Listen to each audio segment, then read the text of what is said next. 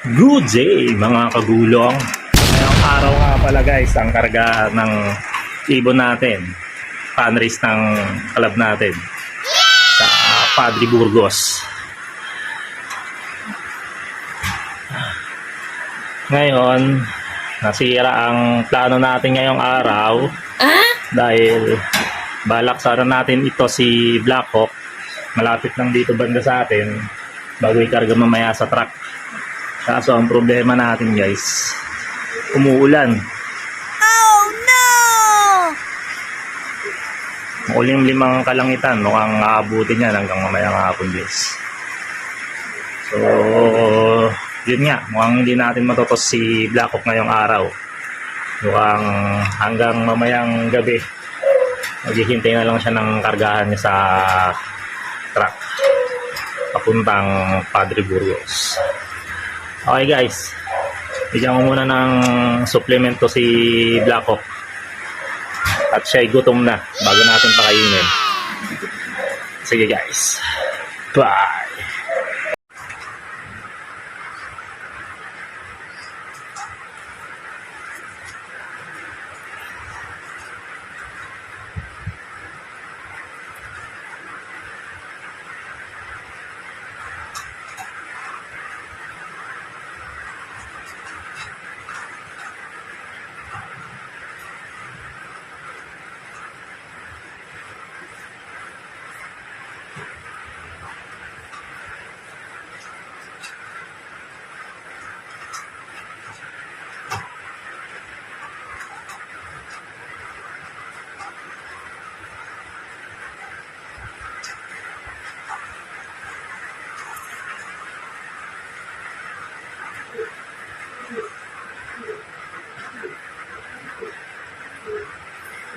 So guys, ito nga pala yung binibigay nating patuwa kay Black Hawk. Isang kakal na breeder mix na may halong tire mix. Saka isang kakal ng safflower. Nice!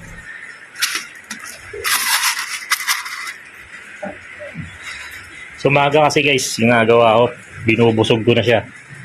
Dahil pagdating ng hapon, hindi ko na masyadong binubusog ang wires natin. Dahil ayaw natin magsampa sa truck guys ng masyadong busog ang ibon natin. Dahil bago natin siya isampa sa truck guys, nagbibigay pa tayo sa kanya ng mani. Pabaon niya sa kanyang paglipad pa uwi bukas. So yun nga guys, mukhang nangihingi siya ng tubig. Bigyan mo natin ito ng tubig guys. Yan ang routine yan eh. Tubig muna bago tuka. Bigyan mo natin guys ha. Bye! Yun nga guys, tapos na natin bigyan ng patuka lahat ng wires natin. Pinakawalan natin si Black Hawk para kahit pa paano mapagpagpagpag niya yung mga balahibo niya at mga muscle niya. Dahil pag nandyan lang siya sa cage, hindi niya makapagastos yung mga pakpak na dyan guys. Kaya pinakawalan muna natin siya guys. Pasukan na lang natin mamaya. Kaya muna natin siya dyan guys. Kaya naman, ang kondisyon naman siya. Nice! Sana maganda ang pauwian natin bukas guys sa Padre Burgos. At sana okay rin ang panahon natin ngayon dahil ngayon nga ay nag-uulan-ulan ngayon dito sa lugar natin. Oh no! Sana bukas maganda ang panahon guys. Para maganda ang abangan natin bukas guys. Nakahapon niya pala guys, pinahayaan natin maligo yan. May self-bath yan. Alam ko na kondisyon yan ngayong araw bago natin isampa sa truck mamaya.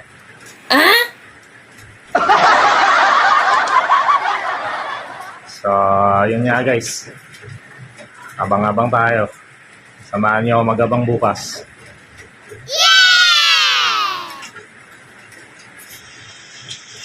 Observe lang muna natin ang mga galaw niya ngayon guys. So, yun nga guys. Check natin yung lili pa rin ni Blackhawk bukas sa layo na Padre Burgos.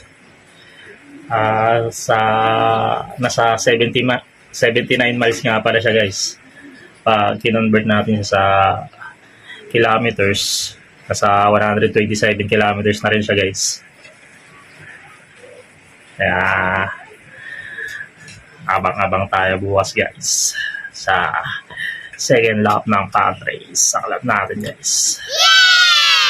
Sana maganda ang pauwian bukas. Sana maganda ang abangan. Iulan mo na lahat ngayon kung iuulan mo. Maganda ang uwi ng mga ibon namin bukas.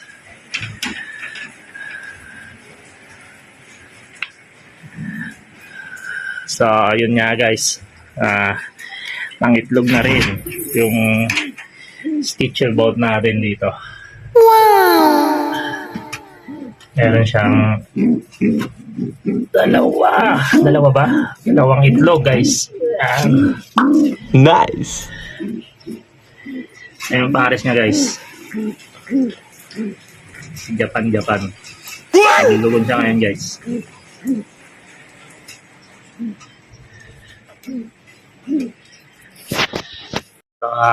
May challenge nga pala tayo sa ibon natin bukas guys kay Blackhawk.